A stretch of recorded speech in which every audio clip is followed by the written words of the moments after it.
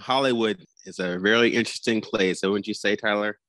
It certainly has gone downhill, yes. Been going downhill for quite some time, considering the fact that the industry itself has been launching these lucrative film careers for actors who I think a lot of people would say, why?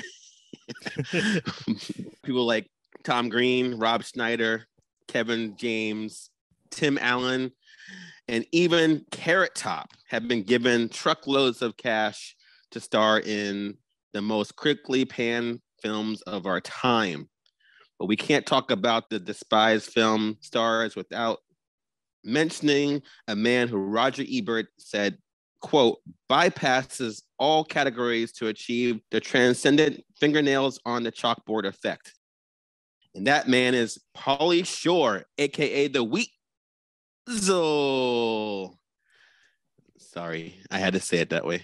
All right, so you guys don't know who he is. Pauly Shore was born February 1st, 1968, Los Angeles, California. He is the son of comedian and co-founder of the famous comedy store Sammy Shore. And after he graduated high school in 1986, Pauly began his stand-up career at the age of 17 with some mentoring from comedian Sam Kinison, of all people.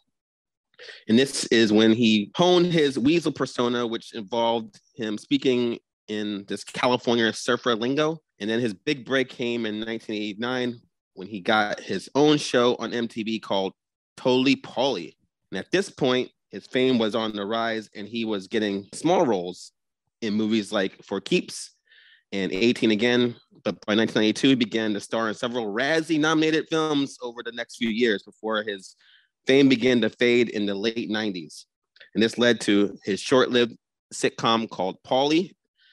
And by the year 2000, he was starring in low-budget flicks and reduced to smaller roles in others as well. But I would say at this point now, Pauly Shore has gone full circle and he's doing stand-up tours throughout the country.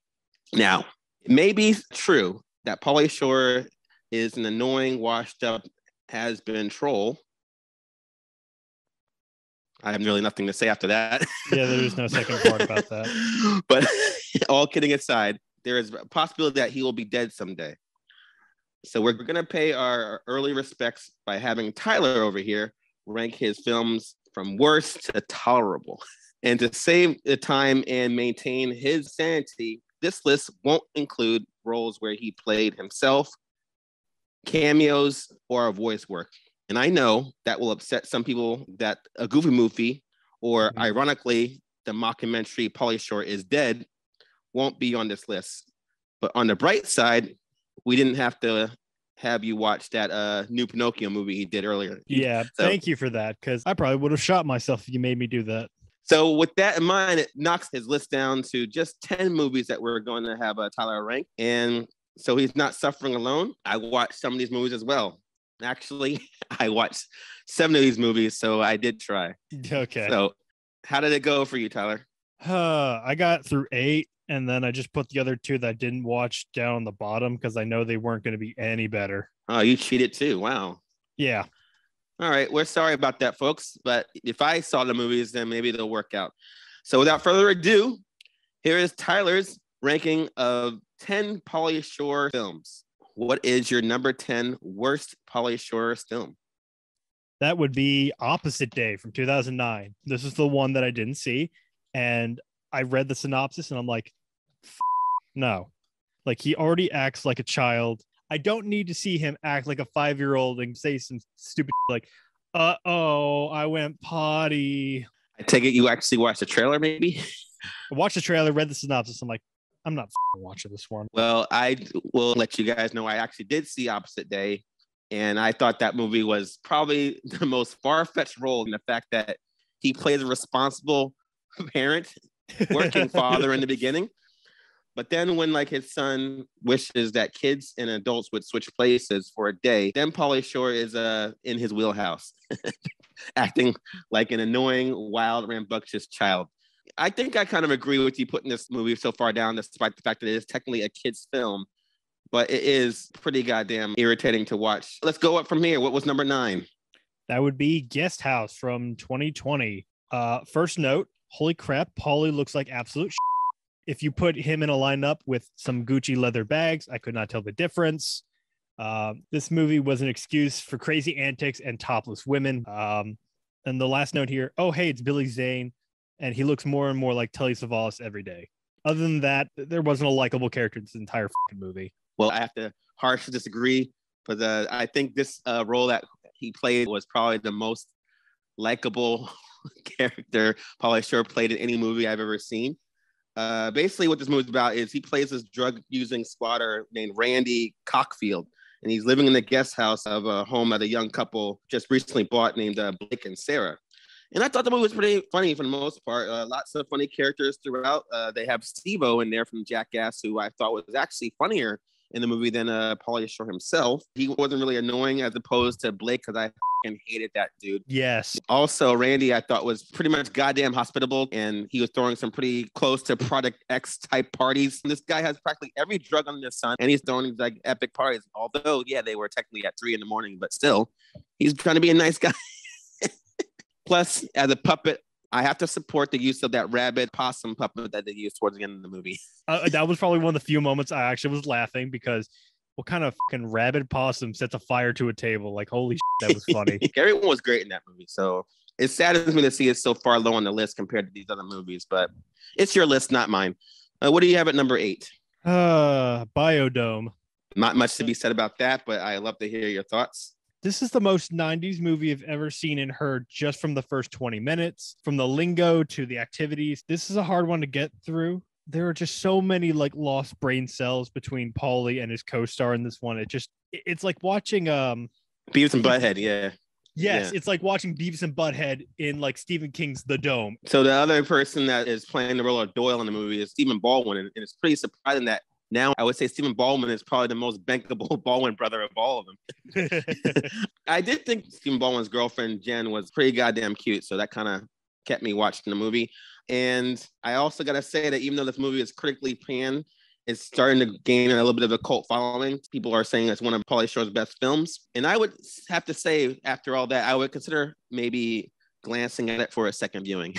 Listen, if I'm going to watch an environmental movie from like the 80s or 90s, I'm going to watch something by Lloyd Kaufman. I'd rather watch Toxic Avenger than this again. Okay, that's fair. All right, so let's go to number 7. What do you got? Curse of the Inferno. Didn't get to see this one, but what do you think? There are better heist movies out there. I don't need Pauly Shore to ruin the idea of a heist movie for me. I mean, I've seen old man Morgan Freeman pull off a heist in like the last few years, and that was a good heist movie. Yeah, so if guys can't tell, this Pauly Shore is broadening his acting range as he dons this like lackluster Southern accent, and he's like a bank robber, as Tyler was saying, and decides to, I guess, return the money later on, but it leads to like several mishaps and misfortunes throughout. I'm a little surprised that Ned Beatty is in this movie, but Pauly Shore is like somehow able to like be this kind of vortex to pull in credible actors into these terrible and sometimes low budget films. He seems to have that knack to like just get that kind of people. Like, it's fucking amazing. What do you got at number 6? I have Whiskey Business. Another movie where he dons his acting chops and plays a different kind of accent. But I have to say I was highly offended by this performance because as a New Jersey native myself, I find his portrayal as a New Jersey Guido, son of a mob boss, to be like offensive. And this came out in 2012. So this is what at the time when that show, The Jersey Shore, was at its peak. So he's basically talking exactly like them. But he still has those like whiny, like, Pauly Shore mannerisms throughout. So it's like, yo, let's go get some like Ranger, like running and stuff like that. So basically, the plot of this movie is he's framed for a murder, and while he's on the run, ends up hiding in a small Tennessee town until the mob boss's evil henchman finds him. And also, he helps to bootleg some whiskey that helps the woman's slow-running bar kind of gain more patronage. You find it funny that in this movie, little tiny spoiler, you guys, they say that when he's framed for the murder, they say, oh, the FBI is looking for you. They're chasing you. They never show up in the movie. Somehow this henchman is able to find him as opposed to the actual, special agents of the country. Never show up in this film. Even like this whole sheriff finds him faster than them. Just him trying to play like this 20-year-old or 30-year-old in this movie when I know he's like 40. It's like, wow, I didn't know someone that old could be that douchey. I have the line here: "Smash them cupcakes," in reference to getting laid, is the worst euphemism I've ever heard for sex. You can sum this movie up as, quote, the one where Pauly Shore makes moonshine and a possum shows up. Always with these possums, man. Yeah, that, like, he must fucking love possums to have it being a reoccurring character. Yeah, I wonder if it was the same one. We got to find out. All right, we're halfway there, everybody. What is the number 5 bearable Pauly Shore film? In the Army. I have my own tagline written for this movie, which is, let's join the army, clean some water, and open our own stereo store. Okay. You know what's kind of funny about this movie? Is like when I saw Pauly Shore and Annie Dick in the same film together, I'm like, holy take my money now as I buy a handgun to blow my brains out. And like you said, he gets like some of these bigger names. Like, I did not expect David Alan Grier to be in there, let alone to be like this weird dentist character. I thought it was going to be like an army comedy, almost like Stripes. It was not that, but it was a little bit more tolerable. It was all right. I have 2 questions. How was Pauly Shore's performance overall in the movie? There were some moments, especially during like the boot camp scenes, that were a little funny with the drill sergeant. But once he actually gets like out there, apparently sent out on a mission, quote unquote, it becomes a little bit funnier. But otherwise, then it's just like, oh, our main hero is a dumbass and he gets everyone lost in the desert and they almost die. And then captured by Libyans for some reason. Like always with the Libyans. And I also read that at some point in the movie, they pretend to be gay to get out of like the active duty. Is it as offensive as I can imagine? Like, they don't do like the stereotypical like gay man act voices, but they do like hold hands and say, we've been involved. And they, like, their CO is like, all right, you don't have to go to Libya.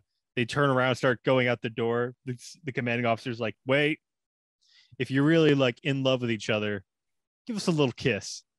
Jesus, of course that would happen. Yeah. And like Pauly and his friend just like try, and he's like, all right, what time are we going to Libya, sir? Oh my God. They almost were there, but then they had to get homophobic. All right. Number 4 is Jury Duty. Didn't see this one either. It's like a little goofier version of 12 Angry Men, because he has to go to jury duty because his mom is out of town and she took the pull-along trailer with her. And you think he's just f***ing around. He really doesn't care about the case until you slowly come to realize that he's actually figuring this case out, not just f***ing around. I'm guessing Jury Duty itself is more amusing than this film, but yeah. And let's also mention the big name in here is fucking Abe Vigoda from Godfather. I was going to say Barney Miller, but yeah, you're right. Times are hard when you're in your 80s, I guess. All right. Number 3, right? Yes. Okay. Number 3 is Son-in-Law. Okay. I just saw this movie for the first time a couple days ago. Right. I remember this was like the peak of Pauly Shore dumb, as they call it. Emphasis on dumb.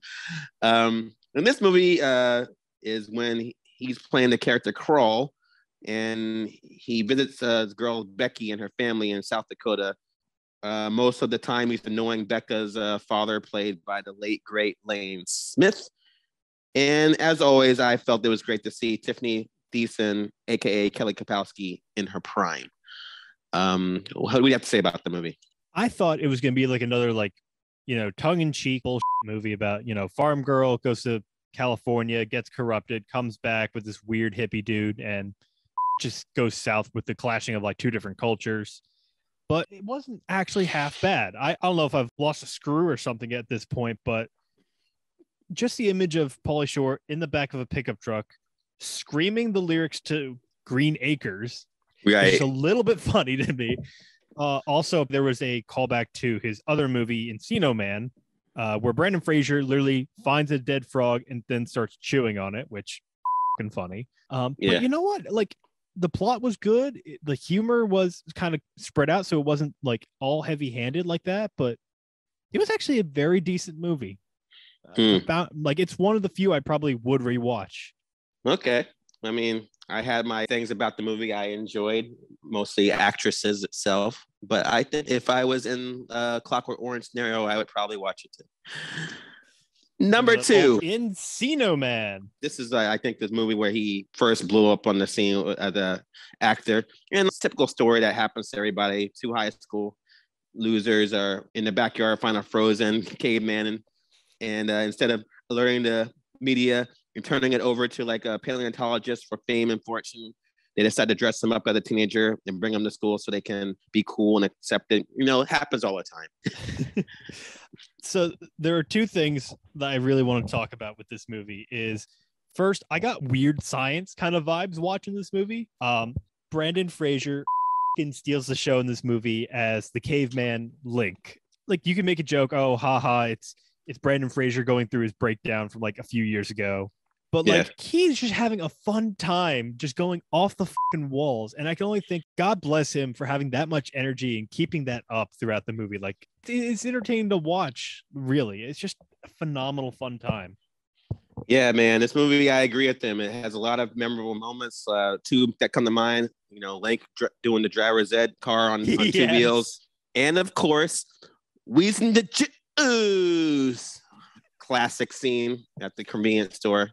I love it when Stoney and brings Link back to the house, and all of a sudden, like, Link is starting to talk like Stoney, and it's like, oh my God, there's two Pauly Shores. Quick, kill one. And of course, gotta love your 90s bullies, even though he looked like he was goddamn like 28 years old in high school. Yeah. But he was like a pretty comical bully. Shush! All right. Let's get to number one. The best movie that Pauly Shore starred in, according to Tyler, is Phantom of the Mall, Eric's Revenge. From 1989. Basically, his first movie is when he peaked, according to you. Now, for those of you who've seen this movie, all like three of you, I'm sure you're going to say, like, this shouldn't count. Pauly Shore's like fourth build in this film. But not only is he billed higher than Morgan Fairchild, but the actual stars of this film are people that you probably never even heard of to this day. He actually is billed over 1988 Playboy Playmate Kara Whitman, who plays one of the main characters, Melanie. So that's why I felt it counted. And again, another thing that happens to all of us, you know, you have like your boyfriend that dies in a fire, and then they decide to burn the house down, build a mall on top of it. And then that boyfriend comes back and haunts them all inside the air ducts and breaks off a mannequin mask and puts it over their face, learns jujitsu in the back and starts killing all those people that work there. Always happens. There was two parts of this movie that kind of took me out of it. I'm like, where the does this like disformed man who survived a house fire, doesn't leave the basement area, find a fucking cobra? There's a lot of things in the movie that you question, but you have to let it go because it's a cheesy 80s horror movie. But getting to Pauly Shore, he plays the character Buzz, who works at the yogurt place. And for some reason, he knows all like the ins and outs of the entire mall, which is a lot more like work that your average mall employee would care to know. Yeah. Backroom operations, all that stuff he knows. But for me, he is way toned down from his later character personas, and that's probably why I think most people can stand him in this movie. But why do you like this performance from him so much? It's just kind of laid back, and not to mention it's a horror movie, so I'm like, oh, this is going to be a fun time. And then, oh, like you said, he's fourth build. He has like maybe 30 minutes of screen time, and he's not making all those like dumbass jokes or like, hey, buddy, like kind of. Yeah, he didn't coin that yet. Yeah. No, he didn't. So it's like, but he makes for a very interesting character. Like, you know, someone like that who's like a good friend, but they're kind of a little weird. I.e., I'm talking about the scene where he puts a fake ear in the ice cream bowl. But hey, okay, well, that is Tyler's list of the 10 movies. And before we get out of here, let's do our pre-mortem eulogy that we always do. So what I gotta say for Pauly Shore is, you had a very lucrative career that included television, film, and even comedy albums. You proved that with a little hard work, perfect timing, and some nepotism, anyone can be a bankable star for about 3 years. And we hope when you go, you experience plenty of nugs, chilling, and grindage in the afterlife. So, hasta la vista, buddy. Like and subscribe, folks.